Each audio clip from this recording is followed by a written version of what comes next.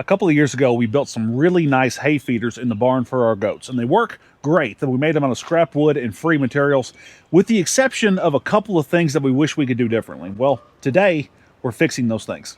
Howdy folks, my name's Reagan, and thanks for hanging out with us today at the GWP Homestead. The last set of feeders we built was designed so that you could take a bale of hay or individual flakes of hay as they come off of a square bale and stuff them into the feeder. It works great, and we used welded wire fencing on the front of the feeder so the goats could come through and eat through these openings.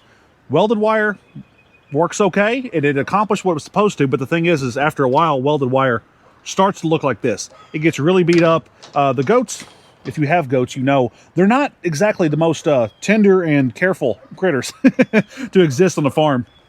They're certainly not machines of finesse. So we are going to replace this with a cattle panel. Or I guess saying a sheep and goat panel is more correct. This is a 4x4 welded, galvanized sheep and goat panel. We bought it from the local farm store.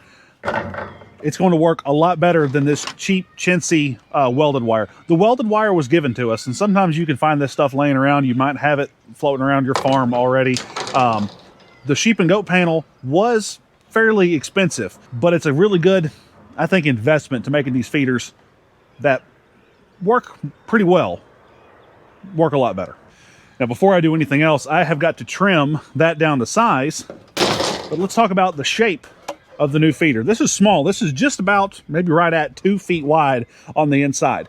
The last set of feeders we used plywood for the sides, and again, worked really great. It was deep. This is not made to be as deep. This is supposed to go in our kidding stall where we keep our mama goats and the babies locked up for the first little bit of time, so they have their own private space while kidding takes place, and they get adjusted in that way. So this is not made to be near as big or near as deep or hold near as much hay.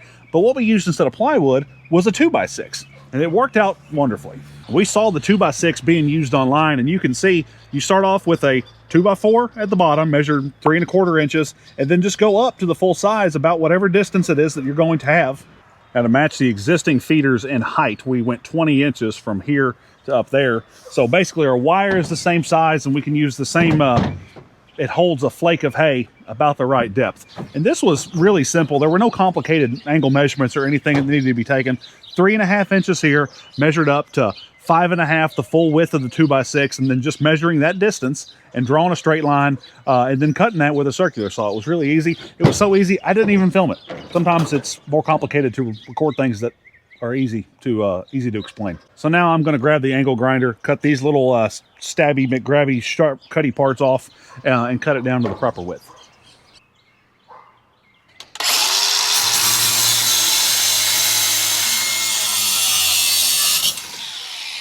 You know, keeping a stack of spring clamps laying around just for this purpose exactly here is brilliant, but only if you remember to grab them. Now I've got a free hand, which makes a lot more sense.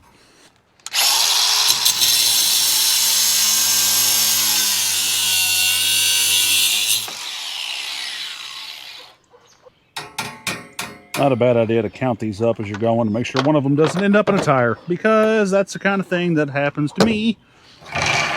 Now, obviously, you can cut this with a hacksaw or any other kind of cutting implement that's suitable for cutting metal if you so choose. I've got an angle grinder, and that's what I'm going to do. You should also take a few minutes, because you're going to have animals eating out of this. The stuff that you just cut off, because it's trying to already hang on a shirt, that'll grab skin, that'll grab anything that is terrible. Like, if it can be cut, it'll get cut. So take a file, take a grinder, whatever you can, and just knock those sharp, razor sharp bits that you just cut down.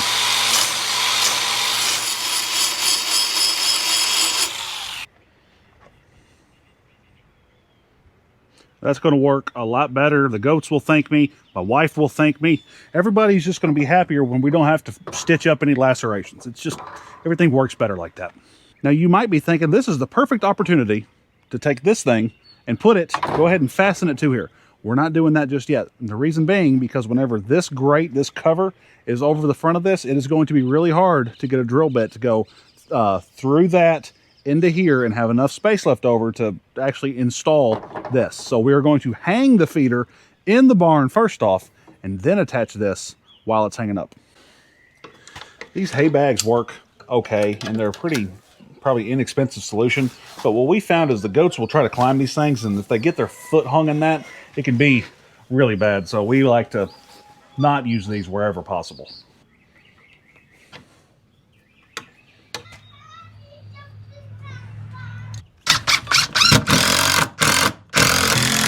So the trick is now I'm using a 3-inch screw trying to go through 1.5 inches material in about 1 inch. So I'm going to have to go down at an angle because I don't have a good solid backer board behind it. But we do this kind of stuff all the time.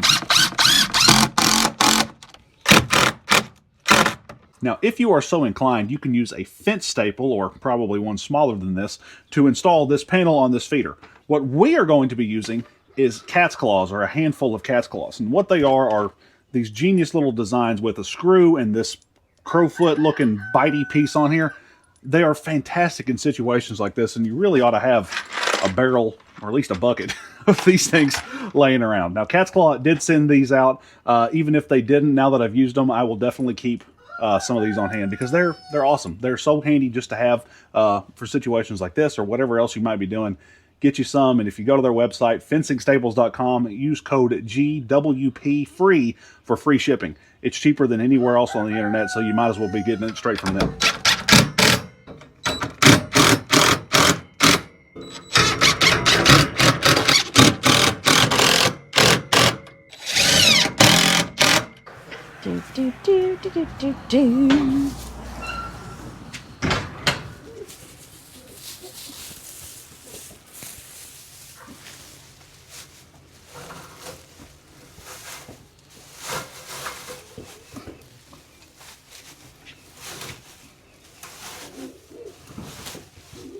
Is that exactly what you wanted? Yes. So with this being in our kidding stall, I only want to be able to put a couple of flakes in here. That way it doesn't go to waste because it doesn't end up sitting here for a while. We're either going to have one mama in here and her babies, or like we currently have most of the time, all of our babies are in here overnight. They're not going to eat a ton of hay, but this is enough to get them through the night. So this one, obviously this is for mostly the mamas. The babies eat from it too. And there's bigger holes, so you think it would waste hay, but they're still only able to pull out so much at a time. When you have goats, and we were originally using like horse hay feeders, they could fit their whole head in there, and when they would pull it out, they were pulling out 2 or 3 mouthfuls, and 2 of those would go on the ground, and they only ate 1 at a time. And we're switching. We originally used welded wire on this, which is very flimsy. It's the best way to put it. And goats are destructive. So they would destroy that wire in a year. Switching to this, it's so much thicker, they can't tear this up because they were constantly standing on the welded wire and breaking the welds. So these are the 2 feeders that we built last year, and we already replaced this welded wire with that 4x4 sheep and goat panel. And it looks like it would waste more hay, but for some reason, it does not. And whatever the reason is why the larger opening wastes less hay than the small one, your guess is as good as mine. But it works. I mean, the results bear it out. We have a huge pile of buildup of stuff in here. The hay and everything, and we're trying to take this space back a little bit. They waste less hay out of the larger opening for some reason. But we're going to go ahead and replace this other feeder screen thingy. We're going to go ahead and do that. And in the event you need to take these things apart for any reason at all, the staples work, but man, the Cat's Claws are so much easier. They just are. I know on a per unit pricing, they are more expensive. It costs more than a fence staple does, but the hassle and everything else that you don't deal with, like having to fight and wrestle this thing, the 3/4 inch poultry netting staple, you'd think it wouldn't be that big of a deal. Just the right angle. Goodness gracious. There. I don't know.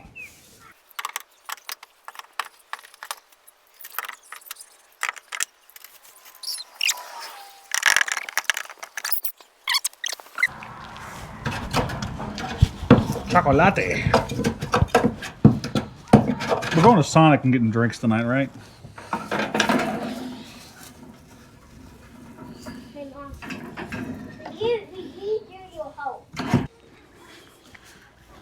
Out with the old, And in with the new.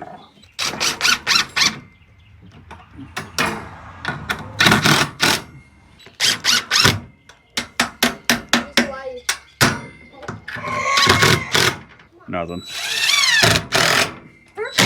That's not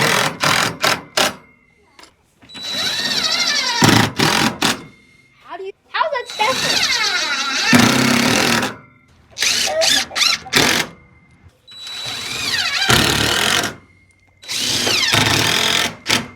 Well, there you have it. A very simple way to redo a couple of hay feeders for your barn. Inexpensive, using some scrap materials. Now, the sheep and goat panel we did have to buy. That was fairly expensive when you compare it to a regular cattle panel, but it works so well, and we really didn't use much panel at all. So you could find all kinds of uses for those.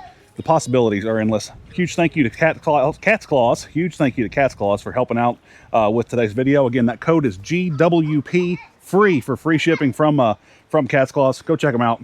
My name's Reagan, and I hope you all have an absolutely wonderful day. See y'all soon.